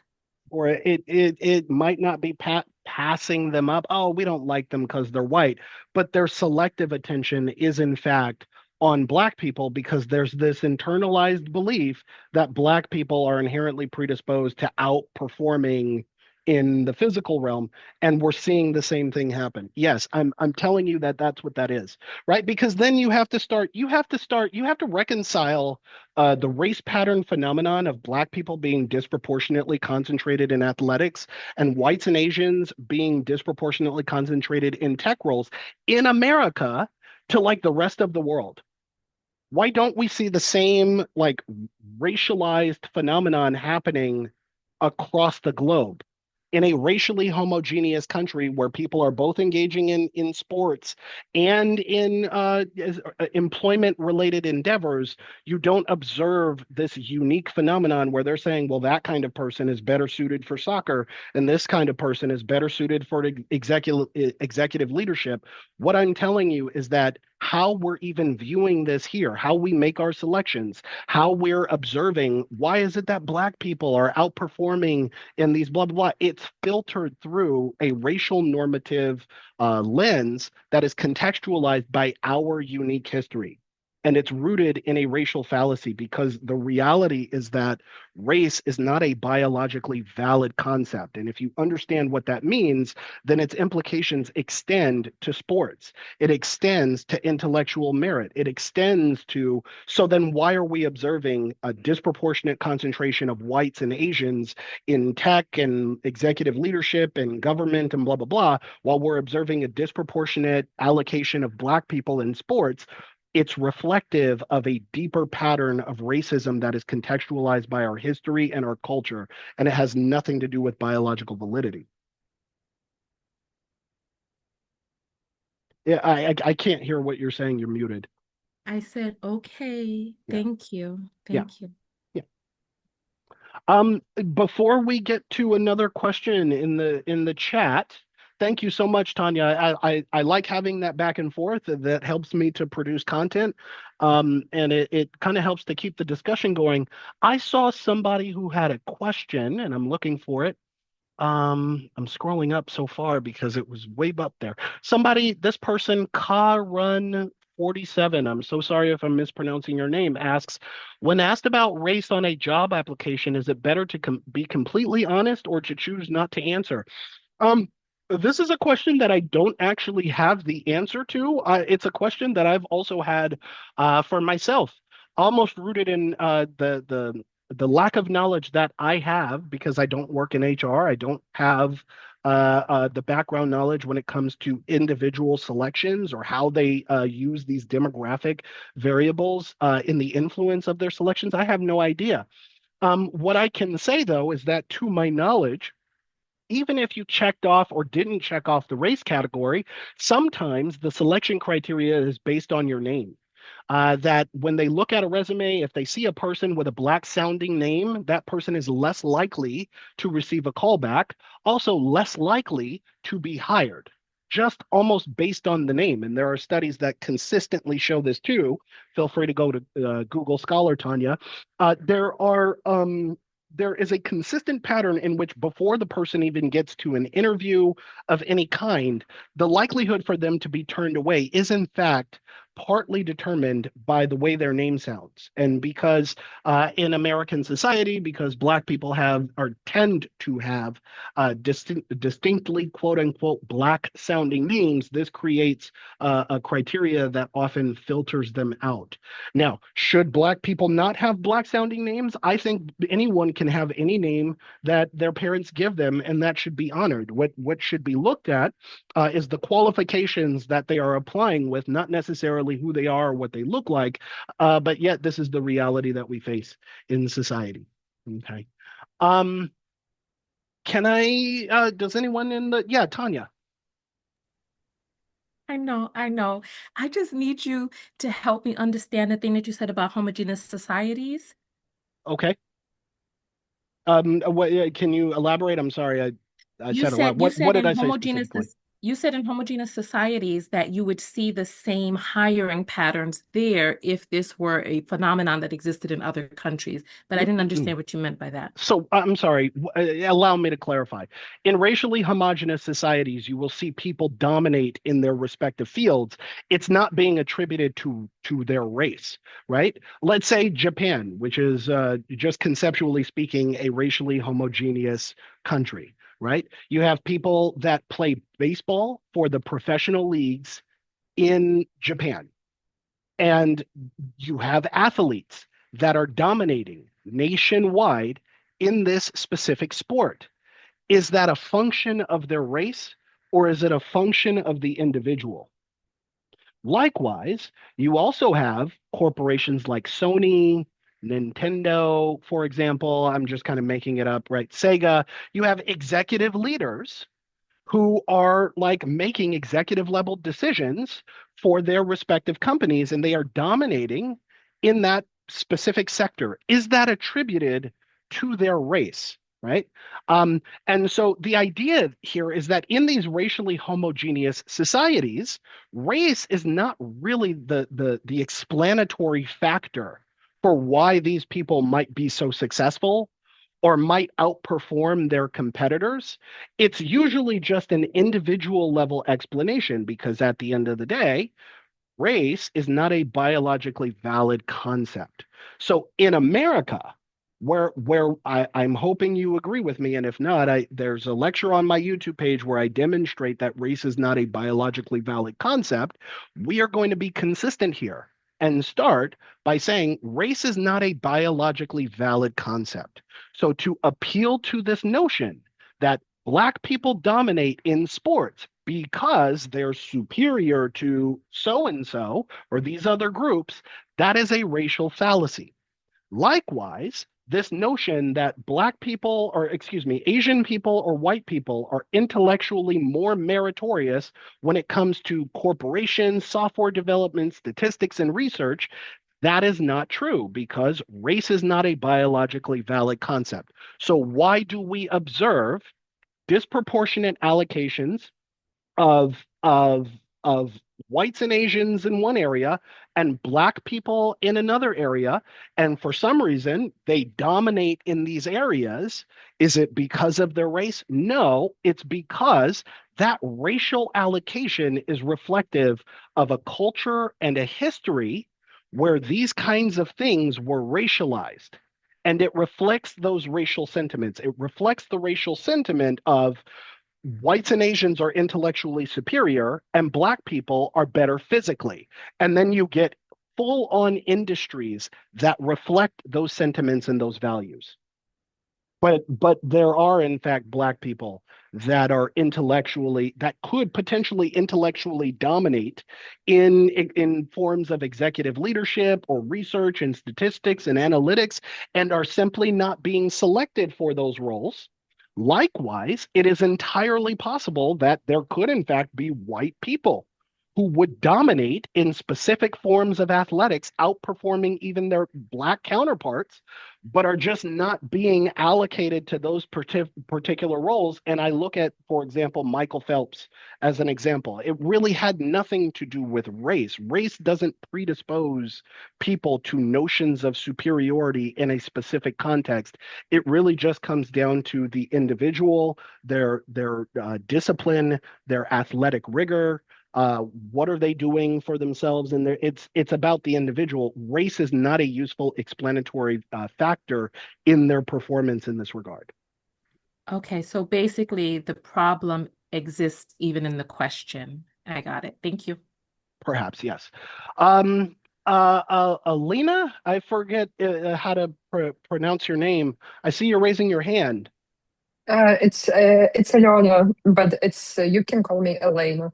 Elena, yes, thank you and welcome back.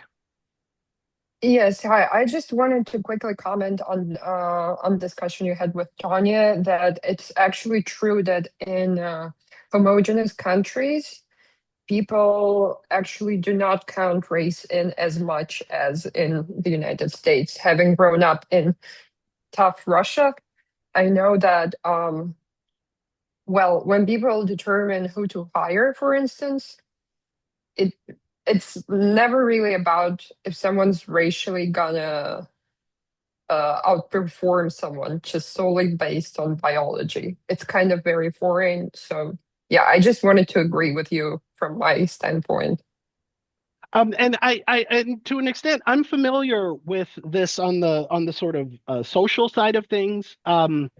Of black people wanting to combat notions of the myth of black inferiority by going, look, black people are dominating in this field. Clearly we've got a leg up, we're doing better for ourselves, and socially I agree. However, when we break things down anthropologically, or when we're talking about biology, or when we're talking about race and things like that, really, if we're going to be consistent in saying that race is not a biological valid concept, then you have to be consistent in what logically how that extends outward into all other areas subsequently. And so subsequently, it actually has nothing to do with race when it comes to black people performing athletically versus white people dominating economically.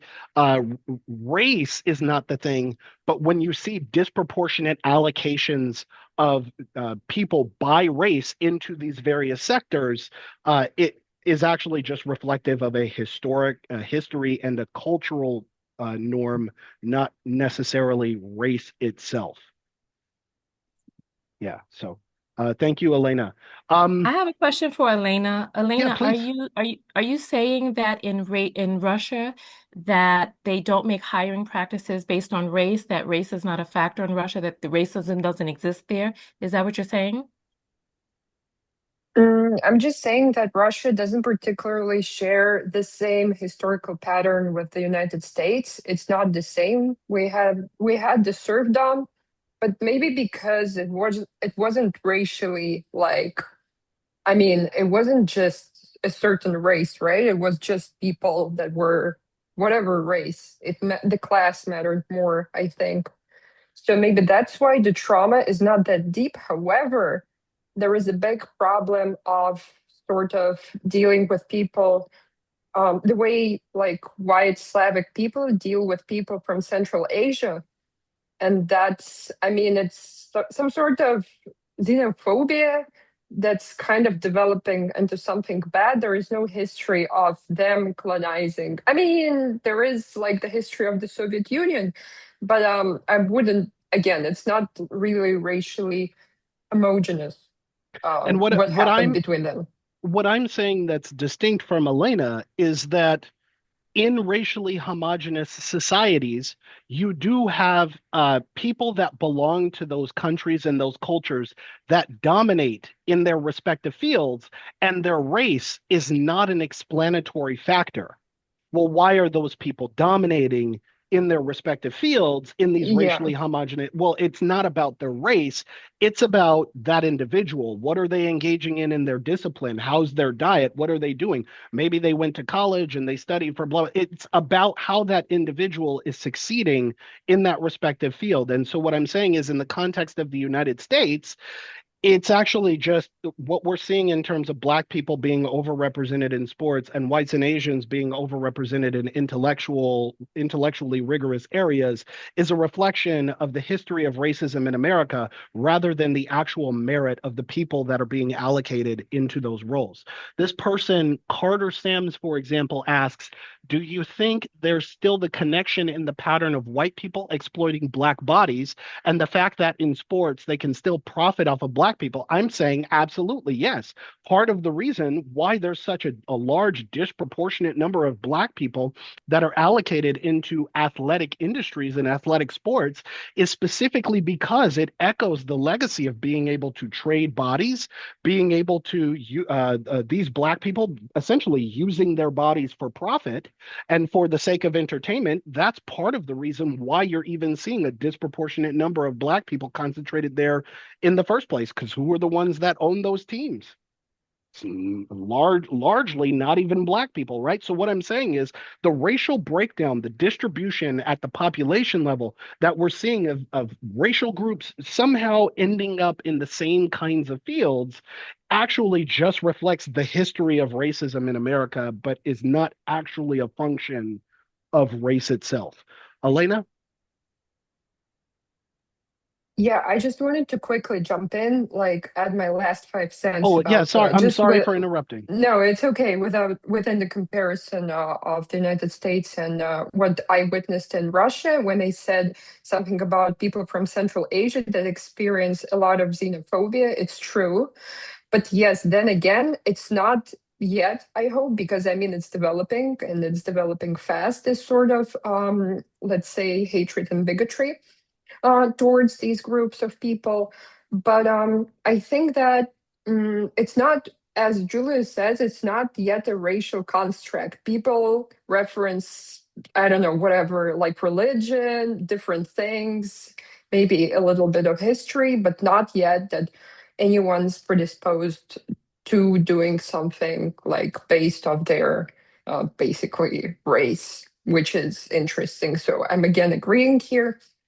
And that's my take. Elena, I think that you and Dr. Doyle is saying very different things. And from what it is that I've seen on TikTok about people in Russia speaking out, that Russia is not, in fact, like a homogeneous society, that there are multiple ethnicities and races in Russia that are systemically pushed down. So I'm not I can't speak to it. I just only know what it is that I've seen of people on TikTok who are of different races saying that the image of the white Russian being the regular Russian is not is a false image. So I think that that kind of plays into what it is that we are talking about here and why when people think of Russia, they think of the white blonde Slavic woman or whatnot. I really want to answer to that. Please, please, please. Yes. So Russia is very big, right? And because it's very big, it is very diverse, but it's diverse in a different way. And again, the history of how people were dealt with is a little different. I'm not saying Russia is not an imperialist country. And it comes to even the history of the Soviet Union, you're going to see like a lot of communities, a lot of indigenous communities in different parts of Russia. They were sort of well, their history and their language, not their history, but their language and their culture was essentially erased. The smaller the community or even the tribe, if we're talking about tribes, that would be erased.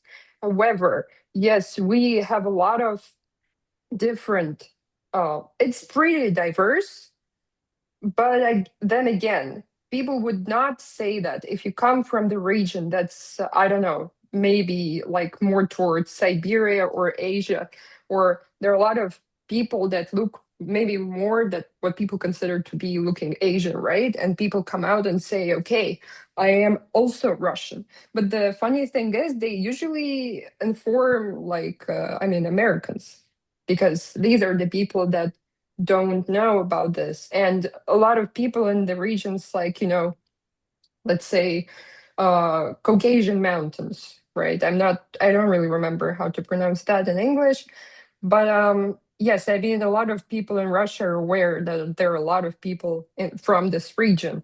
And yes, there is some xenophobia, yes. But I wouldn't say that people are systemically pushed down on every level, starting with healthcare, then the hiring process. It's it's problematic, but it's not really the same. And in that way, I mean, and most of them are white. to be honest. Like, I'm not white, but they are. So, okay, I spoke. Okay.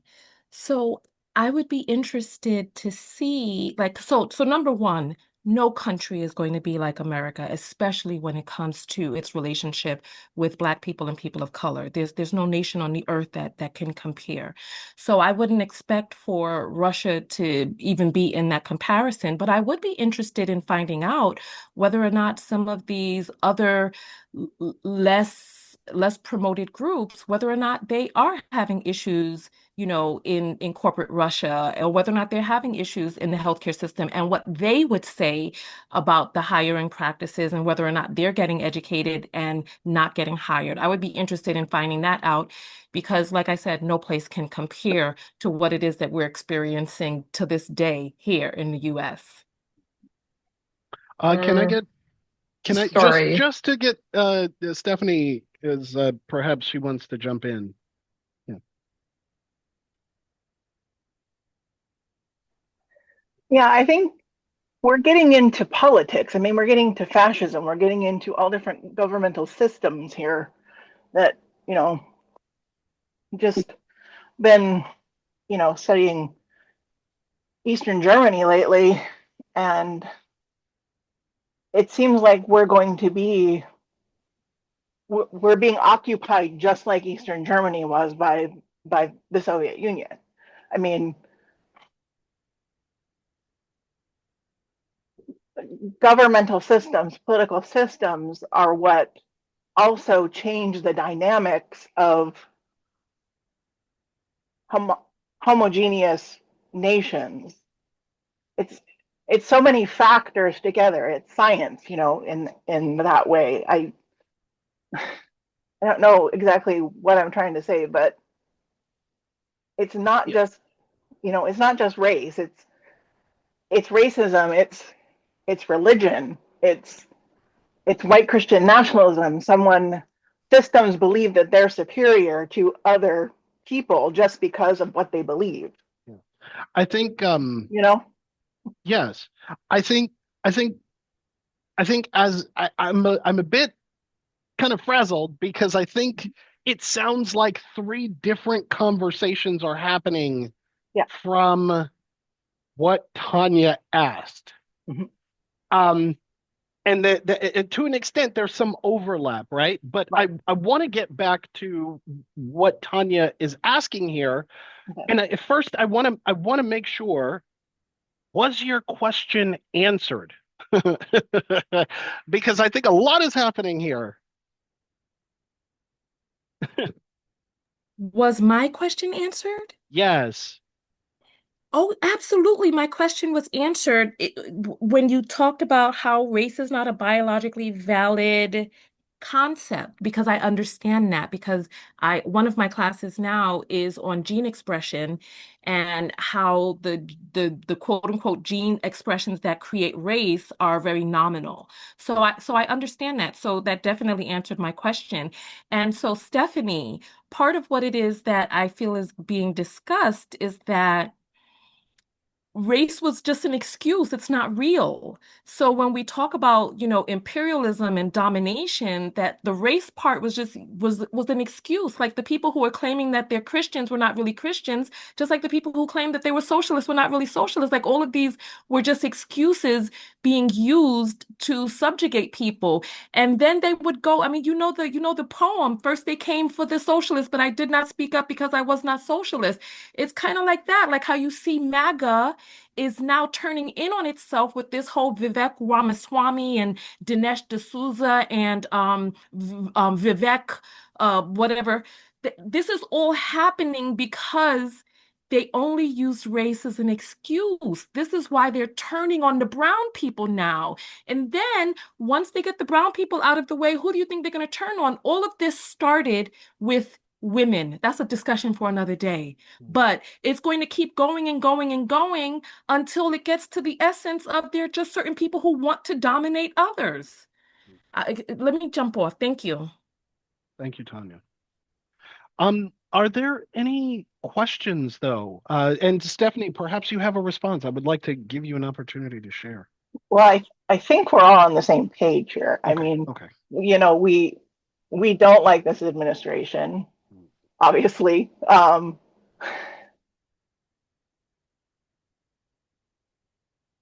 My thing is that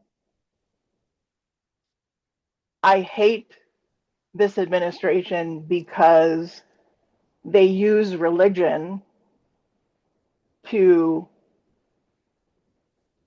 something that is so personal and so not part of what, how a government should be run, and they manipulate people to believe in what they believe in because they feed off their fears. Yeah. So I think we're all in agreement. I just think that I don't know what I'm trying to say exactly. Um, I just think that other countries, we can learn from other countries and how to deal with and their history and how to deal with our own. But I totally see that the US is completely different from other countries just because we're a melting pot of everyone and Yeah. of many cultures and I don't know. Yeah. Yeah. Sure. Yeah, Thank you, Stephanie. sure. Does anyone perhaps, I don't want to be abrupt, but Tim just unmuted. Yeah, hi. Thanks for everything, Dr. Doyle. You're really generous with your experience. I wanted to kind of comment a little bit about the tech world. You were talking about the tech world and how it's Please. like, as a guy that I spent years in the tech world, and you would think that people are putting in applications and somehow being screened out. It is worse than that. You're screened out way before that because being in the tech world, having lots of jobs, I never applied. Never applied. I always got those jobs through recruiters. And I'm not talking about recruiters that work for the company. I'm talking about independent recruiters. So the company would say, hey, we need a salesperson for this job or whatnot. And they call up their recruiter. And the recruiter goes, all right, let me round up three good candidates for you. And you could, you know, interview those candidates and pick the best of them. And guess what those candidates all look like? They all look like me. And so, Dr. Doyle, you come out of school eminently qualified, and you go apply, and they go, well, who's this guy applying? Let's go to our recruiters and get some really good people because the recruiters know the network of people, and that way we can have some trusted sources, trusted sources, uh, and so person like yourself who should be in the running is not even in the race Yeah. before the race starts. And it's so bad that now that I'm out of tech, I'm a retired engineer. I tutor kids in math. I've tutored Black kids that are good in math that are not going to go to college just because they've written it off. And it's heartbreaking. It's such a waste of talent. Yeah. And so it is to say it's systemic is an understatement. It is so baked into the culture and system that unbelievable. And I mean, I can say that the representation you mentioned in the tech world, that's exactly what I saw. The representation, if we go back when I was in engineering school, how many Black and brown people do I remember sitting in my engineering classes? Zero. I don't remember a single one. And back before that. So it really the hiring manager is off the hook because the hiring manager never even has to say, oh well, Jerome Johnson doesn't sound like a good name to me. Yeah. I mean, they may do that, but the system is set up so they never even have to get to that point. Yeah. Thank you, Tim, for your contribution. Friendly reminder that even though I gave this lecture live, I want to mention that I highly abridged it. And the lecture slides that I included on my Patreon, you can access them for free if you want to. You don't have to give me a dime in order to get access to the resources I provide. I talk about this. It's called the embedded market, and it's primarily how a lot of companies rely on their recruitment efforts. Is it's about social networking and networking, and because you're relying on other people to tap into a network to select who they perceive to be qualified candidates, there is an implicit, I hate using this word implicit, but there is a racial bias embedded into their selection, which then means they're looking out for people like Tim and then selecting three different versions of Tim, Tom, and Jane, and then based on that, are engaging in a selective criteria. And then Tim ends up with the job. This person here, they say, you'll have to forgive me if I'm mispronouncing your name.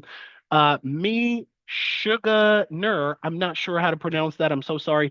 They say, I'm 43 and have never gained employment via application processes, only via knowing people and know people type connections. And that's absolutely the truth. And so then what happens is in our highly racially segregated society, the likelihood for you to know people is really just dependent on who you already affiliate with, which is most likely going to be the people you look like. And so then that creates the phenomenon that Tim is also talking about. There are slides that discuss this that I unfortunately did not have time to include in my live lecture that you can access via my Patreon. Um, Elena says, Tanya, I wanted to finish our convo by answering your idea of hearing more of mixed race people speak up. I am myself actually the mixed race person that grew up there alongside many mixed race brown people. And yes, systemic racism is not something these people experience surprisingly. Because of what Dr. Doyle said about how the homogenous societies work and how it's more subconsciously obvious that race is a social construct there. Okay. Um, Tony, did you have any thoughts on that or response? I've never been to Russia. I've Sure. only seen TikToks. So I only know what people who have been to Russia have said. And from what it is that I've heard of Black people, the native Russian people who look Asian, and different people in Russia, I've heard that there are issues. So I know anecdotal Sure. evidence is not evidence. I would just like to see what the data shows about hiring practices, because I know that we as individuals have blind spots and we have our own biases, and there's certain, but I think that I feel like what Dr. Doyle said, he didn't say that in these countries that they do not, XYZ. He said that I don't want to, he's right there. I don't want to, quote him, but basically my understanding of what it is that he said is that the hiring practices and the disparities that you see in America in terms of who is getting the job is not something that you see in other countries because I guess in the single race societies, or because race is not real, the homogeneous societies, that the practices are not identical there. I guess in some ways that they're not recruiting in white people to take these jobs because white people are supposedly so advanced mentally that they're not recruiting in Black people to be the sports people. I think that's more along the lines of what he's saying rather than speaking on the systemic issues which may or may not exist in other countries, because we really don't know. And even with your assertion, I still don't even know. And I just wanted to tell Stephanie, listen, do not comply in advance. This is an all hands on deck situation that we're in right now, and we cannot take our hands off of the wheel. This man is not going to become something that we do not allow him to become. This is America, and we are not going to lay down and let it happen. This is why you're here tonight. This is why other people are here. Absolutely. This Absolutely. exactly. Yeah, This is I'm not why letting Doc. this happen. No. Thank you. So Yes. do not. I mean, you saw what we did in New York. Yep.